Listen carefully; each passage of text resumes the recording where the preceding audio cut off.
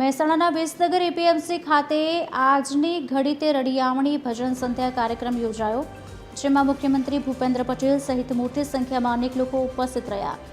આ પ્રસંગે પદ્મશ્રી પુરસ્કાર સૂરના સમ્રાટ હેમંત ચૌહાણે ભજનથી શ્રોતાઓને મંત્રમુગ્ધ કર્યા હતા.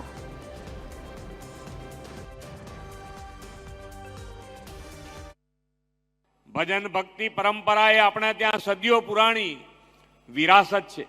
નાત જાત કોમ ઊંચ નીચ ભેદભાવ ભૂલીને સૌ સાથે બેસીને ભજન કીર્તન કરતા એ આપણી ધબકતી સંસ્કૃતિનું ઉદાહરણ છે. આ વિરાસત સંસ્કૃતિને જાળવવા આજની ઘડી તે રડિયામણી ભજન સંધ્યા કાર્યક્રમથી ભજન મંડળીઓને પ્રોત્સાહિત કરવાનું કાર્ય વિસનગરના ધારાસભ્ય અને મારા સાથી મંત્રી શ્રી ઋષિકેશભાઈને અને રાજ્યના રમતગમત યુવક અને સેવા સાંસ્કૃતિક પ્રવૃત્તિના અમારા મંત્રી શ્રી મુળુભાઈ સાથે મળીને આયોજન કર્યું છે. એમને ખૂબ ખૂબ અભિનંદન પાઠવું છું.